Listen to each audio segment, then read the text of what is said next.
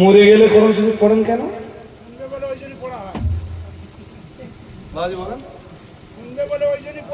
মরা মানুষ শুনবে।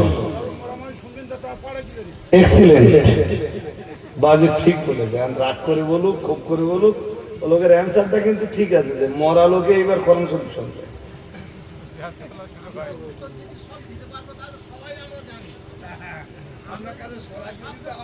বাবাজি বাবাজি বাবাজি যদি বাবাজি একটু যদি আচ্ছা আচ্ছা পড়া আচ্ছা আচ্ছা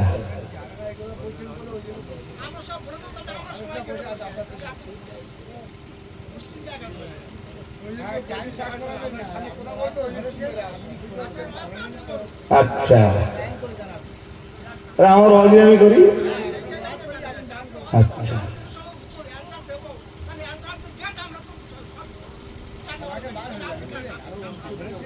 আপনারা কিছু যদি মাইন্ডে না নেন, এটা আপনার কথা বললে হবে না, এগুলো তো আমি ওয়াজ করছি তো।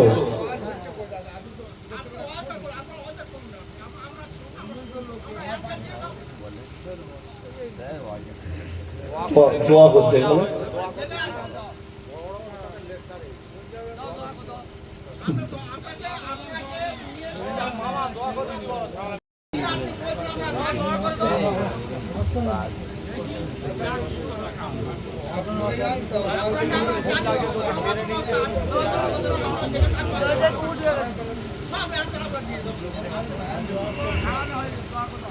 একটা ছোট্ট হাদিস বলি আপনাকে, দেখুন তো হাদিসটা খুব গভীর মনে একটু শোনেন। হাদিসে এসছে, বুখারী শরীফের হাদিসে। ভাই আর কথা হলে হবে না, কথা হলে হবে না। উনি কথা বলছিলেন বলে আমার না, ভাই সাহেব আমার দিকে একটু মন দেন প্লিজ, 1 মিনিট। উনি কথা বলছিলেন বলে আমি খুব নীরবে এবং খুব ঠান্ডা মাথায় শুনছিলাম। এবার একটা হাদিস শোনাচ্ছি আপনি। হাদিসে এসছে ইন্না মিনাশ শাজারি শাজারাতান, নবীজি বলেছেন নিশ্চয়ই পৃথিবীতে যত গাছ আছে তার ভিতরের একটা গাছ হলো এমন গাছ আছে লা ইয়াসকুতু ওয়ারাকুহা, যেই গাছের পাতা পড়ে না।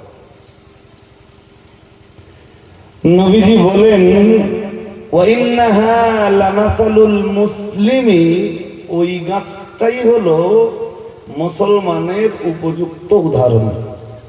সুবহানাল্লাহ, সুবহানাল্লাহ। আর একটু মন খুলে সুবহানাল্লাহ।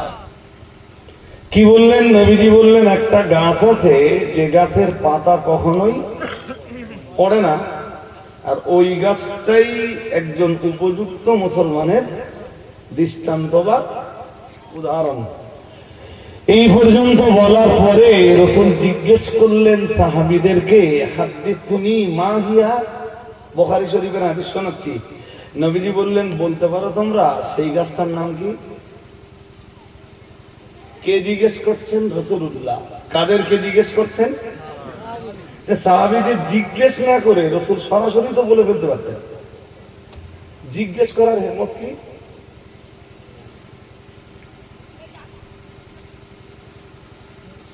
রাসূল তো জানতেন যে সাহাবীরা বলতে পারবে না।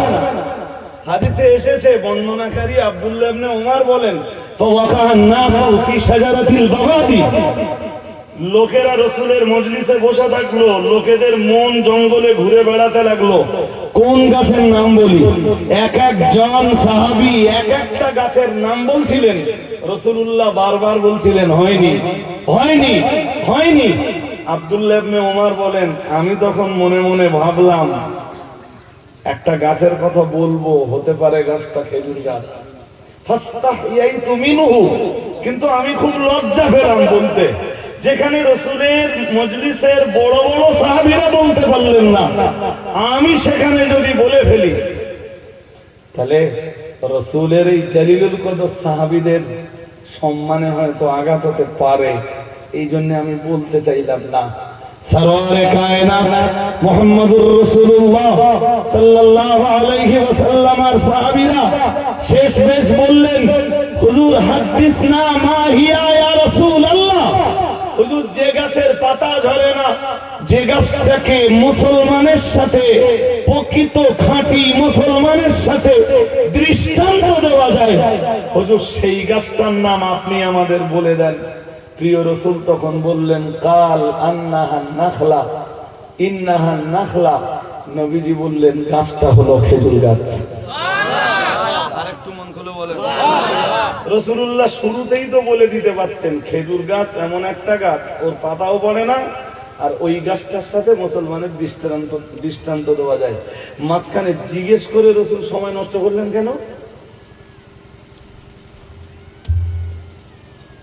এর মানে এইটা, ১৫০০ বছর আগে রাসূলুল্লাহ শিক্ষা দিয়েছেন, যখন যখন যখন ABCXYZ উম্মতে মুহাম্মাদীর কেউ মুসলমানদেরকে ধর্মীয় তালিম দেবে, ওই ধর্মীয় তালিমের যতগুলো পদ্ধতি, যতগুলো মেথড আছে, তার ভিতরের একটা মেথড হলো প্রশ্ন এবং উত্তর পর্ব। আপনাদের মতো শ্রোতারা তো ভুল উত্তর দেবে, এরপরও প্রশ্ন আর উত্তরের ভিতর দিয়ে যখন আলোচনা হয়, ওই আলোচনা শ্রোতাদের ব্রেনে অনেকদিন থেকে যায়। এটাই ছিল ১৫০০ বছর আগে মুহাম্মদুর রাসূলুল্লাহ সাল্লাল্লাহু আলাইহি ওয়াসাল্লামের উদ্দেশ্য। আরেকটু বলি, কোরআনে দেখবেন একটা সূরা আছে, যে সূরাটা বললে আপনারা সহজে বুঝতে পারবেন, ওই সূরাটার কথা বলি। ইন্না আনজালনাহু ফি লাইলাতিল কদর। এই যে রমজান মাস আমাদের থেকে বিদায় নিল, এই মাহে রমজানেই আল্লাহ কোরআন নাযিল করেছেন। আর মাহে রমজানের ব্যাপারে কোরআনুল কারীমের এক দুরন্ত সূরা হলো, মহান আল্লাহ জানিয়েছেন, ইন্না আনজালনাহু ফি লাইলাতিল কদর। সূরাটার নাম সূরাতুল কদর। আল্লাহ এই সূরাটায় জানিয়েছেন, ইন্না আনজালনাহু ফি লাইলাতিল কদর। ও রাসূল, নিশ্চয়ই আমি আল্লাহ কদরের রাতে কোরআন নাযিল করেছি। আর একটু মন খুলে বলেন, ওমা আদরাকা মা লাইলাতুল কদর। ও নবী, আপনি কি জানেন কদরের রাত কি? কে জিজ্ঞেস করছেন? জোর করে বলেন। কে জিজ্ঞেস করার দরকার কি? সরাসরি তো আল্লাহ বলতে পারতেন, লাইলাতুল কদরে খায়রুম মিন আলফে। জিজ্ঞেস করার এই পদ্ধতি না, মানুষকে শেখানোর জন্য জিজ্ঞেস করার এই পদ্ধতি খোদ আল্লাহ শিখিয়েছেন। জিজ্ঞেস করার এই পদ্ধতি ১৫০০ বছর আগে ইমামুল মুত্তাকিন সাইয়্যিদুল মুরসালিন রাহমাতুল লিল আলামিন মুহাম্মদুর রাসূলুল্লাহ সাল্লাল্লাহু আলাইহি ওয়াসাল্লাম নিজেই শিখিয়েছেন। সুবহানাল্লাহ। আরেকটু মন খুলে ওই তরিকাটা একদম রাসূলের সুন্নতি তরিকা। রাসূলের কি? জোর করে বলেন। সুতরাং কোন বক্তা যদি শ্রোতাদেরকে প্রশ্ন করে, তাহলে ভাববেন তিনি রাসূলের সুন্নতি তরিকাটাকে অ্যাপ্লাই করছেন। এমনি শুনলে যতটা সওয়াব পেতেন, মজলিসে রাসূলের সুন্নতি তরিকা পালিত হওয়ার কারণে আল্লাহ তখন আপনাদের আমলনামায় সওয়াব অনেক বাড়িয়ে দিবেন। সুবহানাল্লাহ। আরেকটু মন খুলে আর একটা উদাহরণ দিলে বুঝবেন।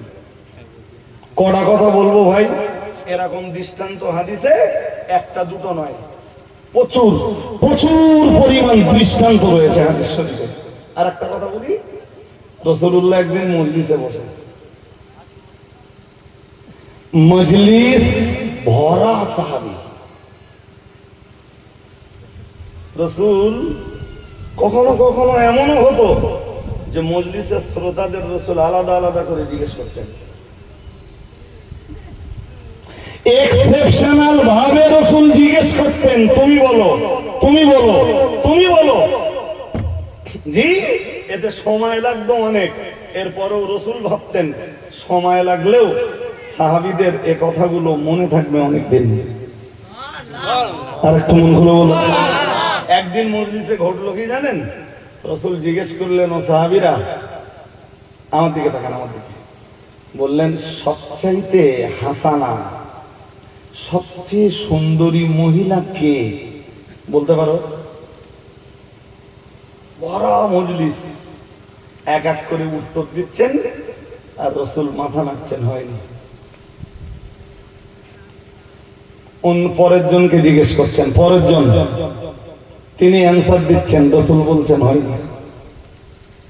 আবার প্রশ্ন করছেন, পরের জন অ্যান্সার দিচ্ছেন, রসুল বলছেন হয়নি।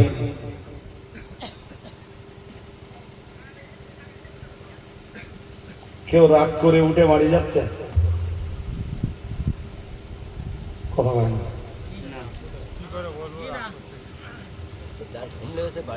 ধারাবাহিক ভাবে রসুল জিজ্ঞাসাই করছেন। রসুলের প্রিয় সাহাবী আসাদুল্লাহিল গালিব, আল্লাহর বিজয়ী সিংহ হযরত আলী, যে আলীর ব্যাপারে রসুল বলেছেন আনা মাদিনাতুল ইলমি ওয়া আলিকুম বাবুহা, যে আলীর ব্যাপারে রসুল বলেছেন আমি হলাম ইলমের শহর, ওই শহরে ঢুকবার দরজা আমার আলী। যদিও কেউ কেউ বলেছেন হাদিসটা সেই, এটাও বলে রাখলাম আপনাদের, নইলে কে আবার ইউটিউব থেকে নিয়ে সমালোচনা করবেন রজব আলী সাহেব জয়ীফ হাদিস বলে, তাই বলে দিলুম। কেউ কেউ বলেছেন হাদিসটা দুর্বল, হাদিসটা দুর্বল।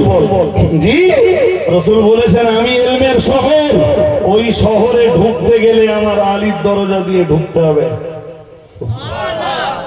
আলী একটু যেমন আমার অনেক ভাইয়েরা পিছন দিকে আছে না, আলী একটু পিছন দিকে বসা।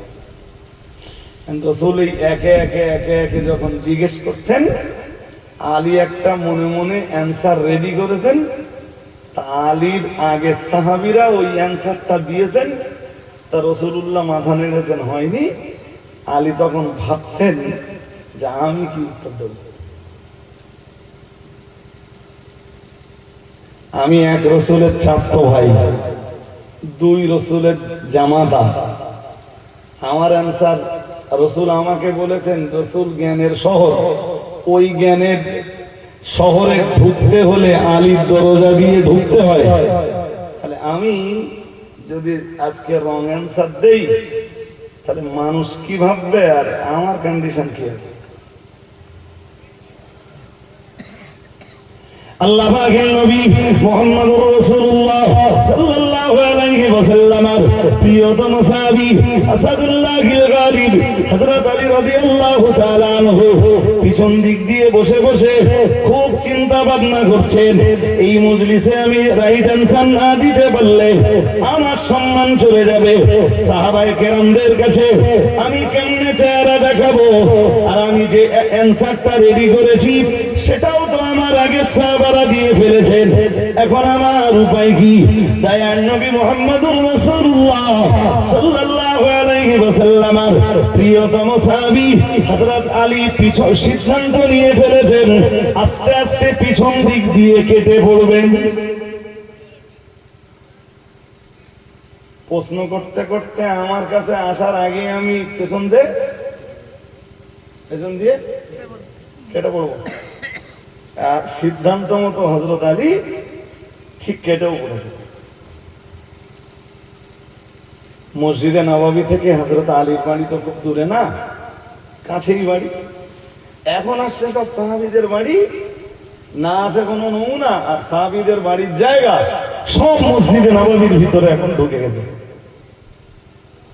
বাড়িতে গেছেন, সালাম কালাম হয়েছে, জান্নাতে নারীদের নেত্রী হযরত ফাতেমা এসে বললেন হুজুর মনটা খুব খারাপ মনে হচ্ছে,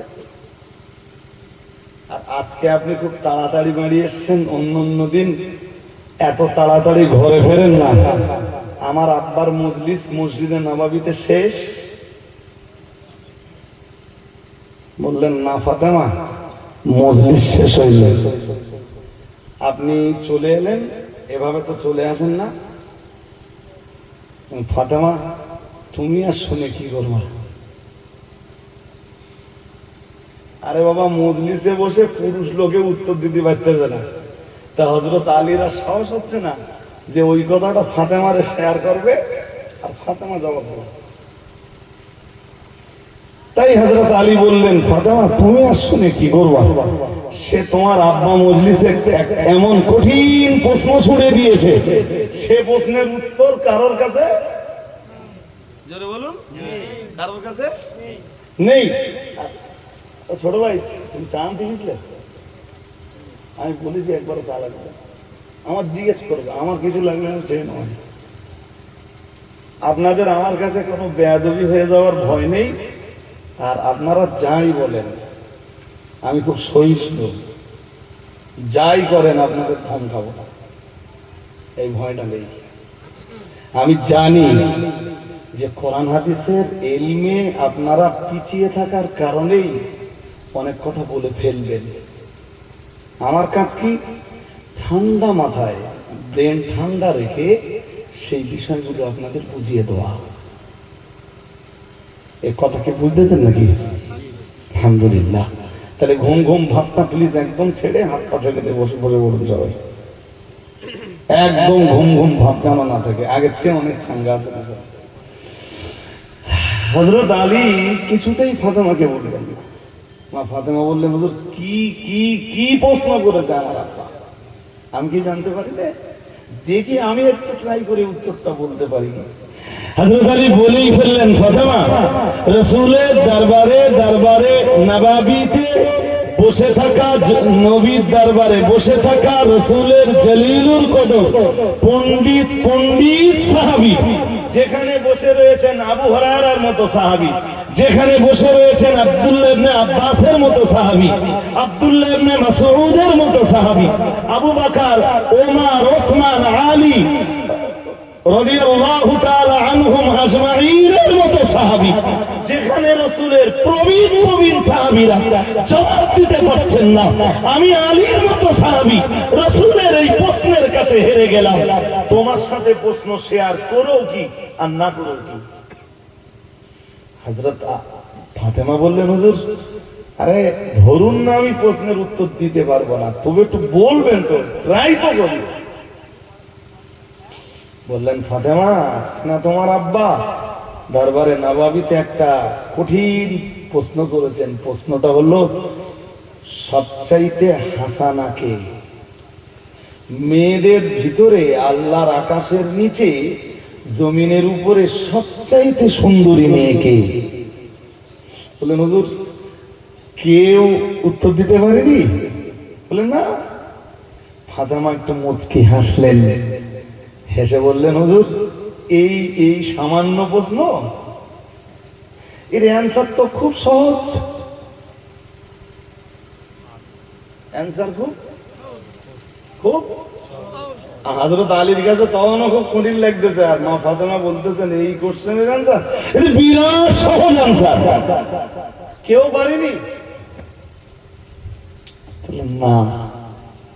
হযরত আলী বললেন, ফাতেমা তুমি কি জানো অ্যান্সার? বললেন, হুজুর আমি আপনার প্রশ্ন শুনে মুচকে হাসছি, তার মানে কি? কি মনে হয় আমি উত্তর জানি না? যে ফাতেমা দেখো, ডু নট ডিলে, দেরি করো না ফাতেমা, যদি জানা থাকে তুমি নবীর বেটি, আগে আমাকে উত্তরটা বলে দাও। তোমার আব্বার মজলিস মনে হয় এখনো শেষ হয়নি, পেছন দিক দিয়ে যে আবার বসে পড়ি, জিজ্ঞেস করলে অ্যান্সারটা বলে দেই, কেউ বলতে পারবে না, বাজার গরম করে দেই। সুবহানাল্লাহ, আরেকটু মন খুলে। হুজুর বাড়ি এসছেন, কিছু তো একটু খান পান করুন, তারপর বলে দিচ্ছে না পাবে না, খুব দেরি হয়ে যাবে, তাড়াতাড়ি বলো রাইট অ্যান্সারটা কি? হযরত ফাতেমা বললেন, হুজুর ওর উত্তর হলো, আরবিতে জবাবটা দিলেন ফাতেমা, আরাবিয়ান। আল্লাহ পাকের নবীর বেটি হযরত ফাতেমা বললেন, হুজুর আমার আব্বা যে প্রশ্ন করেছেন, আল্লাহর আকাশের নিচে আল্লাহর জমিনের উপর সবচাইতে সুন্দরী নারীকে? হযরত ফাতেমা জবাব দিলেন, হুজুর ওই প্রশ্নের জবাব হলো, লা তারা রাজুলান ওয়ালা ইয়ারাহা রাজুলুন, যে নারী দুনিয়ার কোন পরপুরুষকে কখনো দেখিনি, দুনিয়ার কোন পরপুরুষও যে নারীকে কখনো দেখিনি, আল্লাহর আকাশের নিচে ওই নারী হলো সবচাইতে সুন্দরী। আরেকটু মন খুলে সুন্দরীকে, ওই ছোট ভাই কোথায় যাচ্ছ দোস্ত?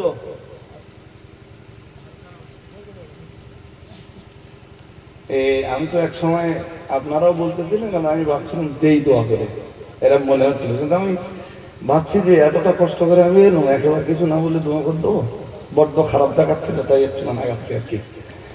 জি, আপনাদের কষ্ট দেবো না। কি বললেন এই কথাটা মনে রাখতে হবে, যে নারী কোনো পর পুরুষকে কখনো, কি পুরুষ বলেছি বলুন, পর পুরুষকে কখনো দেখিনি, আর যে নারীর চেহারাও কোনো পর পুরুষে কখনো দেখিনি, আল্লাহর আকাশের নিচে জমিনের উপরে সেই হলো সবচাইতে সুন্দরী নারী। আর একটু মন খুলে, অথবা এই নবীর কোশ্চেনের অ্যান্সার বললেন জি, আর কিছু বললেন না। বললেন তুমি আমাকে ডিলে করিও না ফাতেমা, আমি এক্ষুনি নবীর মজলিসে যে পিছন দিক দিয়ে টুক করে বসে পড়বো, নবী যেই আমারে প্রশ্ন করতে করতে জিজ্ঞেস করবেন আমি অ্যান্সারটা দিয়ে দেবো। মজলিস ভরা সাহাবী, তো হযরত আলী আস্তে আস্তে এলেন, একদম পিছনের দিকে বসে বসলেন। প্রশ্ন করতে করতে, সওয়াল করতে করতে একটা পিরিয়ডে রাসূলুল্লাহ হযরত আলীকে বললেন, আলী প্রশ্নের অ্যানসার কি তুমি জানো?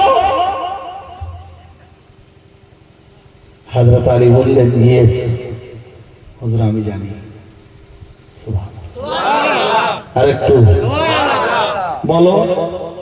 আল্লাহ পাকের নবী সাহাবী হযরত আলী বললেন, লা তারা রাজুলান ওয়ালা ইয়ারা রাজুলুন।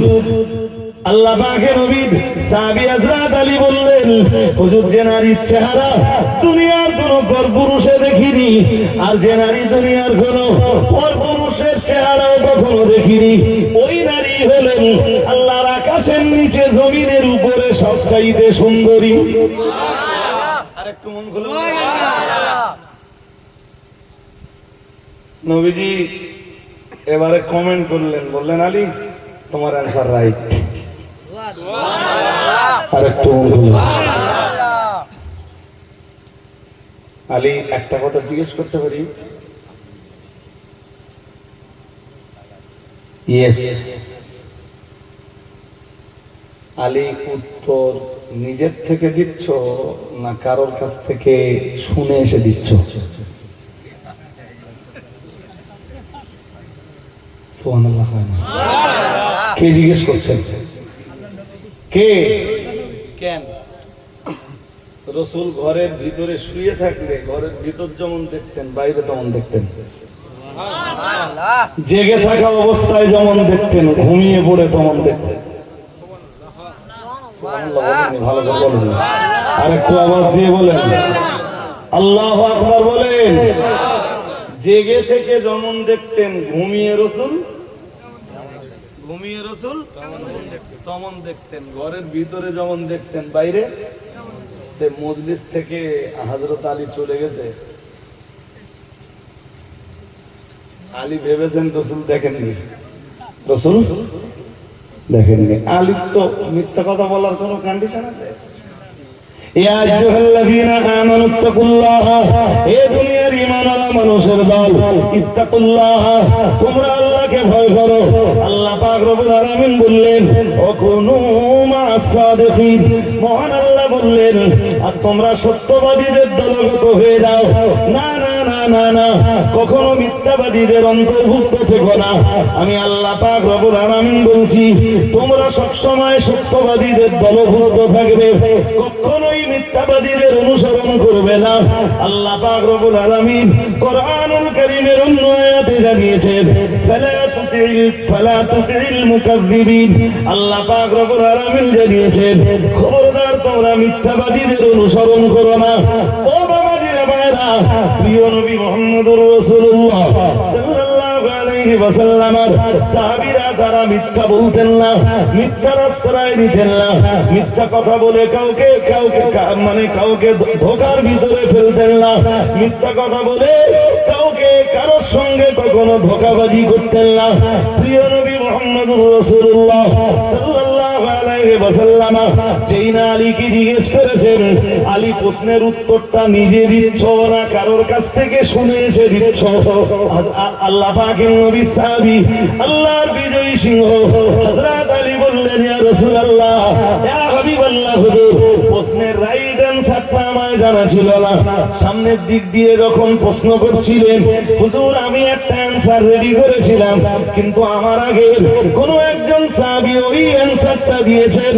ইয়া রাসূলুল্লাহ, ইয়া হাবিবাল্লাহ, হুজুর তার অ্যানসারটা রাইট হয়নি।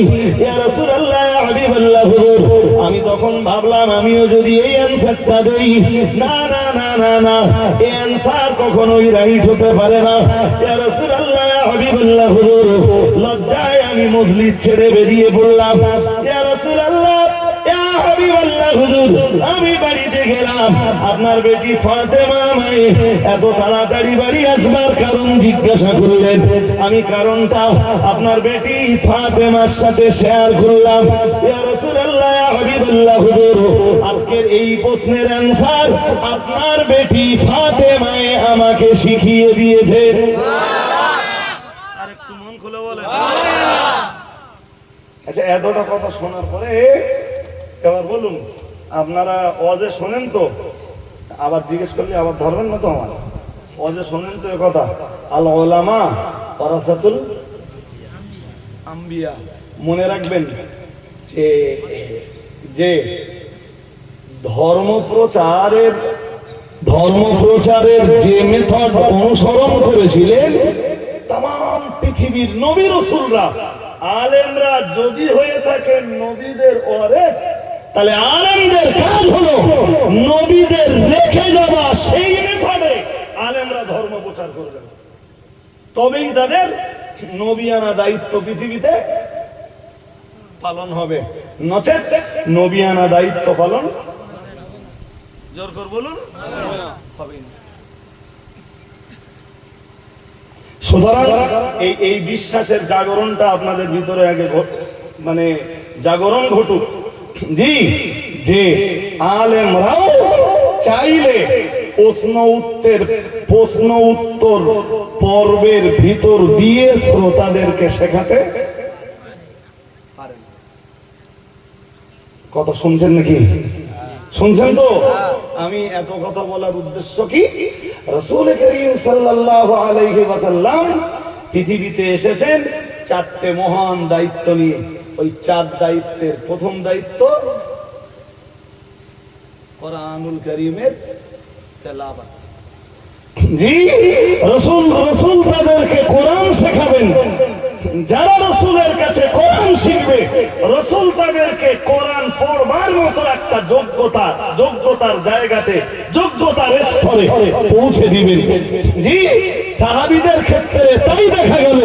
রাসূল করিম সাল্লাল্লাহু আলাইহি ওয়াসাল্লামের দরবারে এসে যারাই কালেমা পড়েছেন, যারাই কোরআন শুনেছেন, প্রত্যেকেই তারা কোরআন পড়বার মতো জায়গাতে পৌঁছে গেছে।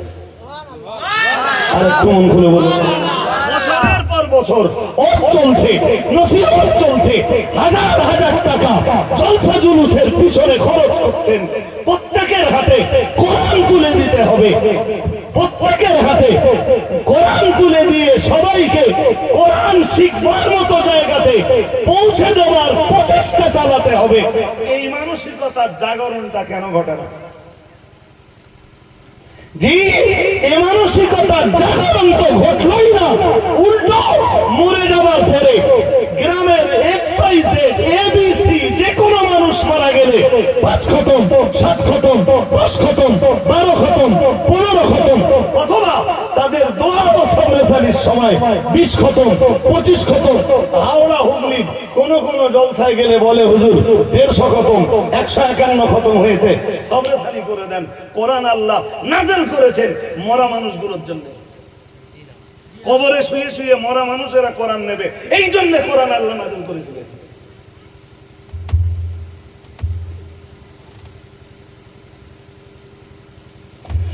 70 বছর, 75 বছর, 65 বছর, 60 বছরের জিন্দেগি পেল, সারা জীবন কোরআনের সাথে সম্পর্ক তৈরি করলো না। সেই লোকটা মারা গেল, মারা গেলেই তার জন্য কোরআন পড়ে দেওয়া হলো। জি, যদি জিজ্ঞেস করা হয় 75 বছর জিন্দেগি কেটেছে, ও কেন কোনোদিন নিজে কোরআন হাতে তুলে নেয়নি? ও কেন কোনোদিন আল্লাহর কোরআন তেলাওয়াত করেনি? যেই মানুষটা জিন্দেগিতে নিজে কোরআন হাতে তুলে নেয়নি, কোনোদিন কোরআন তেলাওয়াত করেনি, মরে যাওয়ার পরে আজকে তার নামে কোরআন দেওয়া হচ্ছে কেন?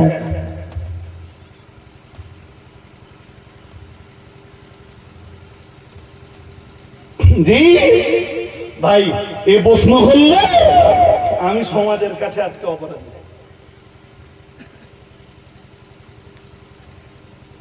আমি অপরাধী, আর সত্যি আমার নিজেরই অপরাধ বোধ হচ্ছে।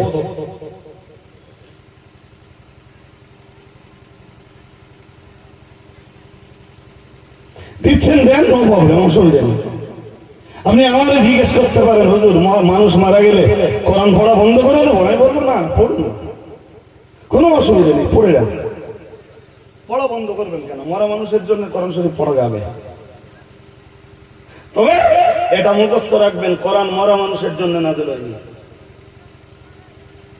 কোরআন কি বলেছে?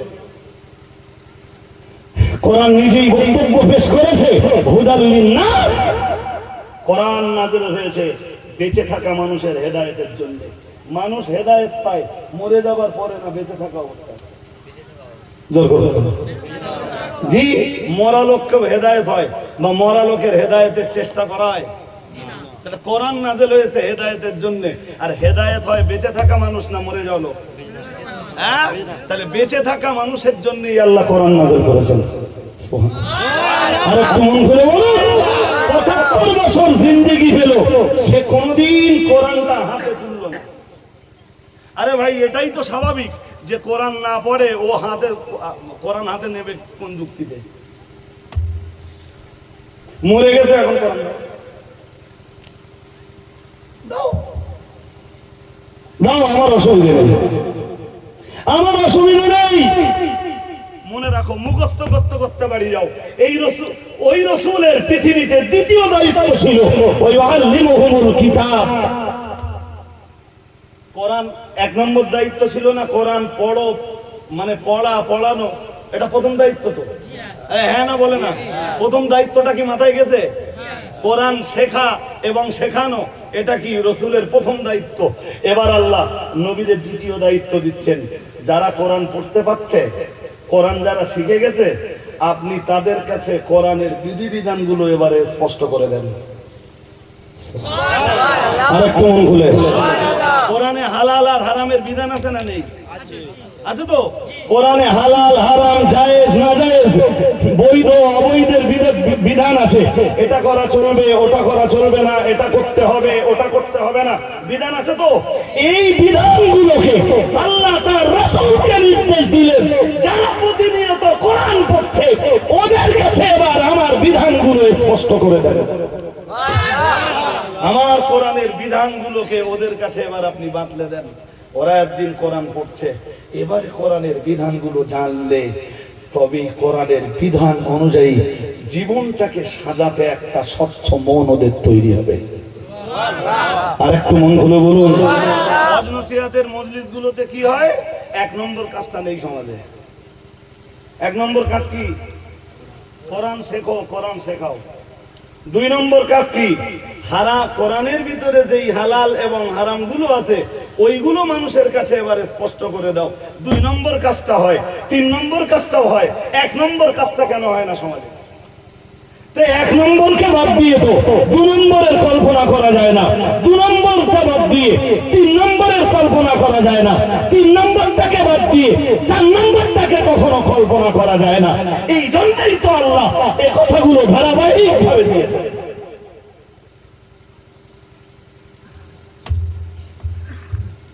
এখন যদি কোরআন শিখতে বলা হয়, এ সমাজ অপরাধ বোধ করবে, আমাকে ভাববে আমি অপরাধী। জি, অথচ কোরআনুল কারীমের হাফেজরা আছে এখানে, শুনে দেখবেন। সূরা 21 পারার প্রথম পৃষ্ঠা, সূরা আনকাবুতের 45 নম্বর আয়াতে আল্লাহ নবীকে প্রথম নির্দেশ দিয়েছেন, উতলু মা উহিয়া ইলাইকা মিনাল কিতাব। সুবহানাল্লাহ। আরেকটু মন করে বলুন, আল্লাহ বললেন, আ নবী, যেই কিতাব আপনার উপরে নাযিল করেছি, আগে আপনার প্রথম কাজ আপনি ওই কিতাব তেলাওয়াত করুন। সুবহানাল্লাহ। পরে নির্দেশ দিলেন ওয়াকিমিস সালাহ, এরপরে আপনি নামাজ পড়ুন, এরপরে আপনি নামাজ প্রতিষ্ঠা করুন, এরপরে আপনি নামাজ কায়েম করুন। সুবহানাল্লাহ। আগে নামাজ না আগে কোরআন? আগে কোরআন। বুঝতে অসুবিধা হলো? আল্লাহ নবীরে নির্দেশ দিচ্ছেন, প্রথম নির্দেশ সূরা আনকাবুতের 45 নম্বর আয়াত 21 পারার প্রথম পৃষ্ঠার প্রথম লাইনে নবীরে নির্দেশ দিচ্ছেন উতলু, তেলাওয়াত করুন মা উহিয়া ইলাইকা মিনাল কিতাব, ওহী রূপে আপনাকে যে কিতাব দেওয়া হয়েছে ওই কিতাবটা আপনি তেলাওয়াত করুন। সুবহানাল্লাহ। আরে মন খুলে। তারপরে নির্দেশ দিচ্ছেন ওয়াকিমিস সালাহ, আপনি সালাত প্রতিষ্ঠা করুন। সুবহানাল্লাহ। আগে সালাত প্রতিষ্ঠা করুন না আগে কোরআন তেলাওয়াত করুন? আগে কোরআন তেলাওয়াত। কেন কেন প্রশ্ন করলে আবার ভাববেন আপনি আমাদের কেন প্রশ্ন করছেন। দেখছিলাম যে মাথা বড্ড শুকনো না হালকা তেল আছে। আমার কথা বুঝেন? হ্যাঁ, যতক্ষণ পর্যন্ত আপনার মাথায় তেল কতটা দিতে হবে এই আন্দাজ আমি না করতে পারবো ততক্ষণ পর্যন্ত আমি তেল ঢালা আমার পক্ষে সম্ভব। যদি দেখি যে তেলা মাথা আছে তা হালকা দিলে হবে, আর যদি বুঝি না মোটেই মাথায় তেল দেওয়া হয় না তাহলে একটু বেশি ঢালতে হবে। জি ভাই, সুতরাং বিষয়টা বুঝুন। নির্দেশ আসলে রসুলের জন্য না, বলো রসুল তো প্রতিদিন কোরআন তেলাওয়াত করতেন। কবে রাসূলুল্লাহ, কোন রাতে রাসূলুল্লাহ কোরআন তেলাওয়াত না করে ঘুমিয়েছেন? হাদিস শরীফে আসছে প্রত্যেকটা রাতে রাসূলুল্লাহ সূরা মুলক পড়তেন আর সূরা সাজদা পড়তেন। যতক্ষণ সূরা মুলক শেষ না হতো, সূরা সাজদা শেষ না হতো, রাসূলুল্লাহ ততক্ষণ চোখের পাতা দুটো এক জায়গায় করতেন না। আর একটু মন খুলে বলেন। এরপরে রাসূল যখন বিছানায় যেতেন, বিছানায় যে যেই সূরাটা পড়তেন সেই সূরাটার নাম সূরাতুত তাকাসুর, আলহাকুমুত তাকাসুর হাত্তা সূরাতুল মাকাবির। সুবহানাল্লাহ।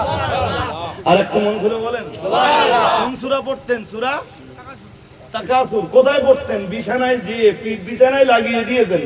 এর আগে নবী সূরা মুলক পড়েছেন 21 পারার, সূরা সাজদা পড়েছেন, এরপরে বিছানায় গেছেন সূরা তাকাসুরটা পড়েছেন। তারপর রাসূলুল্লাহ একটু ঘুমানো দরকার, রাসূলুল্লাহ চোখ দুটো আস্তে আস্তে এক জায়গায় হয়ে যাচ্ছে। সুবহানাল্লাহ। আর একটু মন খুলে বলুন।